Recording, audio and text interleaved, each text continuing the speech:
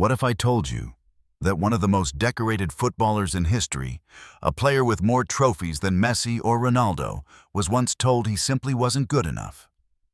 This is the story of a rejected winger who became the greatest right-back of his generation. And if you love stories about legends who defy expectations, make sure you subscribe and hit that notification bell, because you won't want to miss a single story we share on Legends of Football League. It all starts back in the 1990s, in the heart of Brazil, where a young boy with fire in his heart and magic in his feet dreamed of being a winger. He lived and breathed the game his life, a whirlwind of attacking runs and attempts on goal. But then came the words that could have shattered his dream. His coach, seeing a different kind of potential, told him straight, "Son, you're not going to make it as a winger. You're just not clinical enough in front of goal. From now on, you're a right back." For a boy dreaming of glory of scoring the winning goal, it felt like a demotion, a step back. But this boy, this was no ordinary boy. This was Dani Alves, and for him a step back was just a way to get a running start. By 2001, he had embraced his new role with a vengeance and was starting for his first team. The moment he stepped onto the pitch, you could feel the electricity. It took him only 4 minutes to announce his arrival. He surged down the right flank, the ball glued to his feet, and delivered a perfect cross for his first assist. The crowd roared, but he was just getting started. After the break, he did it again, another blistering run, another pinpoint delivery, another goal for his team. And then, with the clock ticking towards the 60th minute, he drove into the box one last time, a blur of motion that a desperate defender could only stop by bringing him down. Penalty. The third and final goal of the match was born from his relentless energy. Before being subbed off, he had in 1 hour completely dismantled the opposition from the back. It was more than a great debut. It was a statement, a sign of the unbelievable force of nature he was about to become. Now, most Brazilian talents spend years honing their craft in their home country, building a reputation, before making the massive leap to European football. But as we've already seen, Dani Alves was not most players. He played just 30 matches in Brazil, a fleeting glimpse of his genius before Sevilla came knocking. They were cautious, understandably so. Spending big money on a 19-year-old right back was a gamble, so they brought him in on loan. They didn't have to wait long for their bet to pay off. That same year, at the 2003 FIFA World Youth Championship, the whole world saw what Sevilla had glimpsed. Dani Alves was a revelation. He was a whirlwind of energy, a defensive rock, and an attacking dynamo, all rolled into one. As Brazil lifted the trophy, he was named the third best player of the tournament. Suddenly, Sevilla's loan deal didn't just feel reasonable. It felt like the heist of the century. They made the move permanent without a second thought. His first full season in Spain wasn't explosive. He was young, still adapting, and never managed to play a full 90 minutes. But the potential was simmering just below the surface. The following year, everything changed. He exploded into the starting lineup, becoming a permanent fixture on the right side of Sevilla's defense. The team, however, was stuck in a rut, caught in a long, frustrating, trophyless spell. That all changed in 2006. After 4 seasons of building, waiting, and fighting, the final pieces of the puzzle fell into place. With the arrival of other key players like Jesus Navas, Javier Saviola, and Luis Fabiano, Sevilla transformed into a powerhouse. And, at the heart of it all, was Dani Alves. That year, they finally broke the drought, lifting the UEFA Cup, their first trophy in Spain. The feeling was electric. The city of Seville was delirious, and for Dani, it was just the beginning. This victory propelled him into his most successful season at the club, the glorious 2006-2007 campaign. He was simply unstoppable. He helped Sevilla conquer the Copa del Rey, And then in a feat of incredible dominance, they won the UEFA Cup for a second consecutive year, becoming only the second team in history to do so. That summer, still riding the high of his club success, he joined the Brazilian national team for his first major international tournament, the Copa America. He played in 4 matches, including the final, against their arch-rivals, Argentina. In that cauldron of pressure, he was magnificent. He scored a goal, and one of his signature devastating crosses forced an own goal. Brazil won 3-0, and Dani Alves had his first international trophy. His performances skyrocketed the interest from Europe's elite. Every major club wanted a piece of the flying Brazilian right back. The bids came flying in, but Sevilla, desperate to hold on to their star, resisted. They forced him to stay for one more season. It must have been a frustrating time knowing the biggest clubs in the world wanted him. What do you think you would have done in his position? Would you have pushed for a move, or trusted that another year would only increase your value? Let me know your thoughts down in the comments. That season, they only managed to win the Spanish Super Cup, but it marked his debut in the Champions League. Sevilla fought valiantly, only to be knocked out on penalties by Fenerbahce in a heart-wrenching clash. As the season drew to a close, the transfer rumors ignited once more. This time, there would be no stopping it.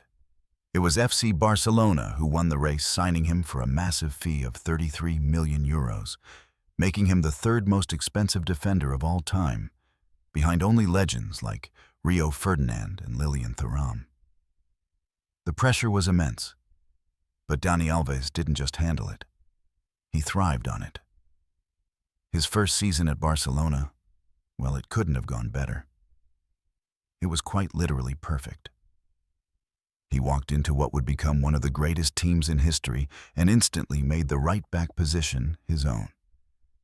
He started nearly every single game, his energy and attacking prowess becoming a key component of Pep Guardiola's revolutionary system.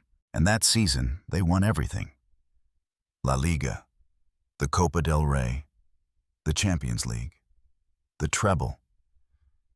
The only bittersweet note was a yellow card suspension that forced him to watch the Champions League final from the stands. But the victory was his, the medal was his, and he was a champion of Europe. Following that monumental achievement, he went on to win the Club World Cup, even assisting the winning goal in the final. As if that wasn't enough, he followed up an incredible season with more international glory. This time it was the Confederations Cup. He only played 124 minutes in the entire tournament, but he still left an indelible mark, scoring a stunning free kick in the 88th minute of the semi-final to send Brazil to the final. They won, of course, and Dani Alves added yet another title to his collection. At the start of the next season, he added both the Spanish and European Super Cups to his cabinet. In the space of a single calendar year, he had won a staggering 7 titles. 7.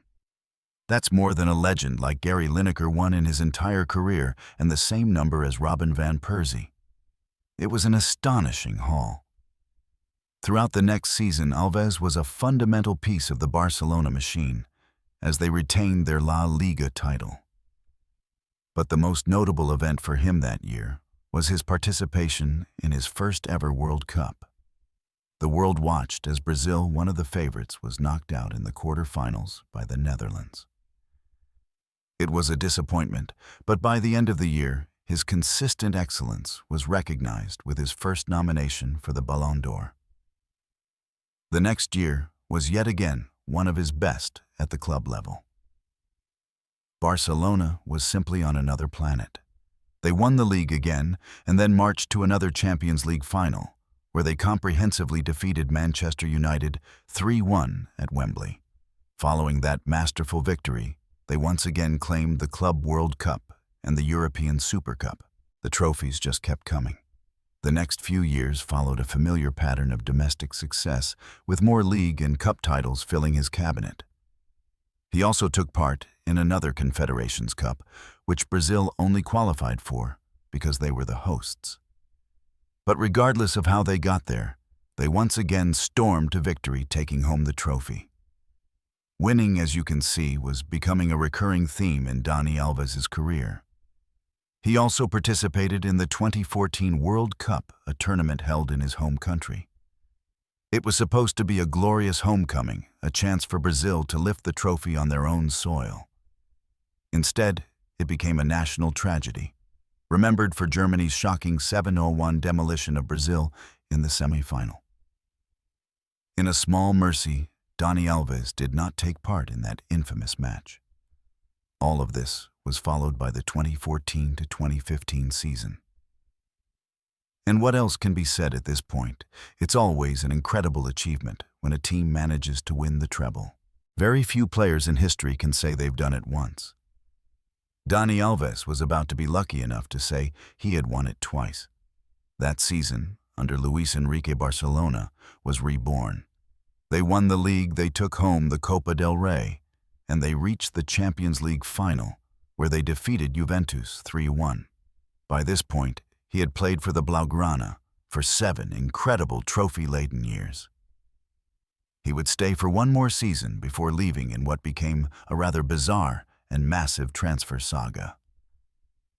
After being eliminated from the Champions League, Dani Alves posted a quirky video on social media, impersonating his wife, consoling him about the loss. It was classic, Dani Alves playful and eccentric. But the Barcelona board, well, let's just say they did not appreciate the gesture. It created a rift, and his time at the club came to an unceremonious end. Despite his age, he was still a world-class talent, and he was immediately snapped up by another European giant, Juventus. In the single season he spent in Italy, he nearly became the first player in history to win 3 trebles. Juventus won both the league and the cup and stormed their way to the Champions League final, with Dani Alves playing a starring role. In the semi-final against Monaco, he was unplayable, assisting 1 goal and scoring another to send them through. But in the final, they came up against Cristiano Ronaldo at the absolute peak of his powers. With his first shot, Ronaldo put Real Madrid in front, and they never let go of the lead, eventually beating Juventus. Despite that incredible season, Dani Alves decided to leave Juventus early, joining the ambitious project at Paris Saint-Germain. He played in Paris for 2 years, and while these seasons might be seen as some of the more unremarkable of his career in terms of global impact, he still managed to take home 5 trophies. After his time in France, he made a move that was pure heart. He left PSG for Sao Paulo, the team he had supported as a child. It was during this period back in his homeland that he was given one of the greatest honors of his career. He was named captain of the Brazilian national team for the 2019 Copa America. This honor was made even sweeter as Brazil, playing on home soil, won the tournament. Dani Alves, the captain, lifted the trophy, his second Copa America title. Dani Alves was one of a kind. He was one of the most amazing players to watch over the last 2 decades, a force of nature with a charismatic, infectious personality. No one will ever forget his wild outfits at the Ballon d'Or ceremonies or the incredible moment of defiance when he picked up a banana thrown at him by a racist fan, peeled it, and ate it in the middle of a match. It was a powerful, unforgettable response, and if you believe that moments like that deserve to be seen by everyone, take a second to share this story, so more people can be inspired by his incredible character. He was without question one of the best fullbacks of all time. He had all the talent in the world, but he was also lucky and smart enough to make the right choices to be part of the most successful teams of his era. Holding an incredible 41 major titles, he is the most decorated player in the history of the beautiful game. With 8 selections to the FIFPro World 11, he is easily the greatest right-back of his generation. But the numbers, the trophies, they don't tell the whole story. To truly understand his greatness, you had to watch him play. He was highly skilled with a cross that seemed guided by a divine force, racking up nearly 160 assists in his career, a staggering number for a defender. He was unbelievably energetic with an incredible work rate that saw him marauding up and down the right flank for the full 90 minutes.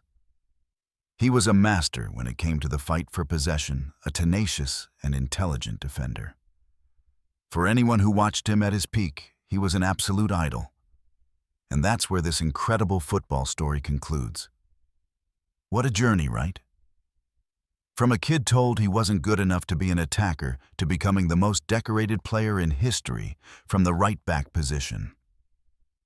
I'm so eager to hear your thoughts. What moment from his career stood out to you the most? Do you think he's the undisputed greatest right-back of all time? Please share all your opinions, your favorite memories, and any questions you have in the comments below.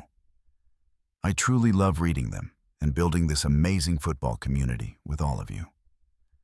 Which legend should we cover next? Let me know. Thanks for watching.